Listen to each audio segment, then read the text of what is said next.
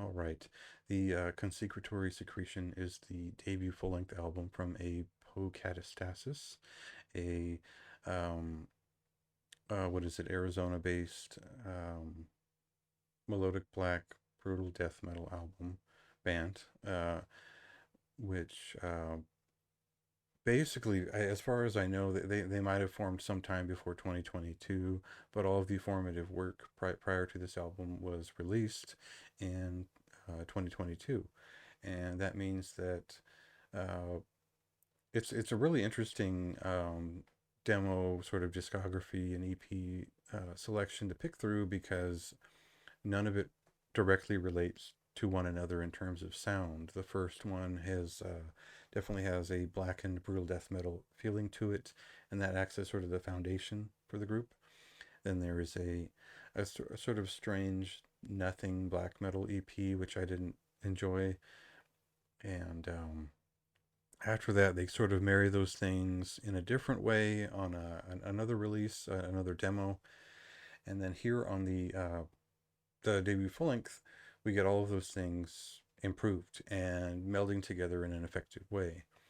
Uh, it does seem like he's saved his best for last for the actual record and the best actual melodies and riffs hit on this album.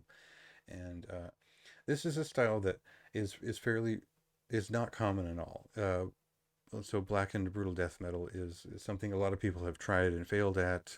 The best ones are, bands like Excommunion or Agiel, who definitely lean towards brutal death metal and might incorporate something a little bit more Angel Corpse influenced in some ways, uh, while still keeping that immolation-esque uh, feeling to it. And that is similar to what he does here on this record, which is maintain a 2000s immolation register, which involves a deeper guttural vocal style to dominate most of the songs.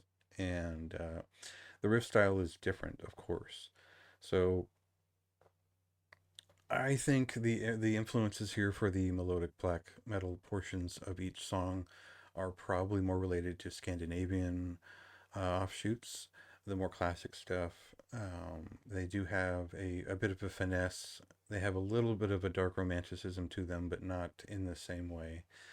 And there isn't much of like a neoclassical feeling to them, so much as uh, a more heavy metal kind of feeling to some of these. So anyway, that's not really the important part. There is precedence for this kind of stuff, and I found it in earlier Benighted, as far as that's just my early 2000s reference. So the kind of the first two Benighted records where they play with melody a bit, but they keep it feeling like a brutal death metal album. And that's an okay touchstone to hit here, but there's a lot more to this. So, Cataclysm worked with melody and brutality in a certain way that kind of applies here, but not exactly, because there are modern brutal death metal influences here. They mention, I think, Disgorge or Gorgasm, one of the two, in the press materials alongside Immolation, and that factors in here. I, but it doesn't really give you a hint of how like this isn't a bouncy, brutal application of drums to melodic death metal, as we would expect, and then has been done quite a bit. Um, it isn't an intestine ballism record, just to say that much. So there's more of an actual focus on the melodic black metal aspects of it, and they aren't trying to unify this into a fun, bouncy record. It's actually very confrontational, dark, and aggressive death metal album above all else. So it is quite brutal. It is not a fun record in that sense. And I can't, well, I have emphasized the immolation influence here quite a bit because I'm such a fan of immolation and I like to hear it in this kind of application. Uh, there are a couple of moments where I hear a little bit of like an unholy cult sort of dissonance side to things, but most of these songs venture between harder brutality that has a sort of joie de vivre to it. There's a movement to it that moves in a very easy finesse, and um, it doesn't clash in the way that a lot of records we find in the 2000s, where brutal bands are trying to fit in more melody. So I think there is a sort of mastery happening there in the back of his head, where it almost nails this on a few of these songs. A lot of them are sort of on a rant. Um, they're on their way towards something that is uh, more than just memorable. That's pretty redeeming. But there are obviously a couple of singles on here that are worth. They got stuck in my head. All right, that's the most important point to make here in my rambling is that a lot of these songs got stuck in my head, and for obvious reasons. They use keyboards in a really interesting way. More so, either they're setting the stage or they're emphasizing the melodic statement, and they don't really waste time in trying to make Viking metal out of it in that sense. It's more that they add to the atmosphere and to the event of the melody, the arc of the melody, and how it hits. And the single that "There Was No King in Israel" is really the song that it lets you know kind of what you can expect here in those more rousing sections.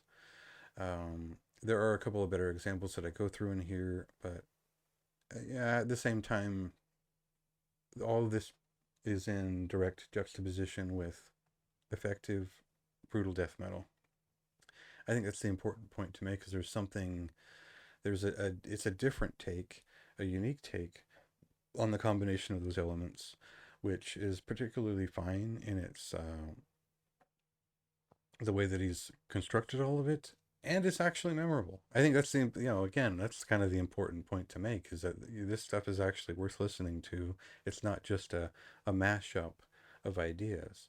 And the point I try to make with kind of talking about it and giving it a score and all that is that he can do much more with this finesse installed already. So I think that this is a great start. It's a lot of progress made. It's a really brilliant album, but I think he's got even better work ahead of him, creating something like this, seemingly out of thin air in a year or two. So couldn't have been more impressed by this, and it is one of the better records of January, and worth checking out if sort of the idea of melodic black metal and brutal death metal colliding over the ages in an interesting way, but not becoming shitty cheese. If that might interest you, this is the record to do it. And if you just like immolation, it kind of sounds like immolation. And for me, that's like, sure, I'll pick that up. So see if you fall into one of those categories.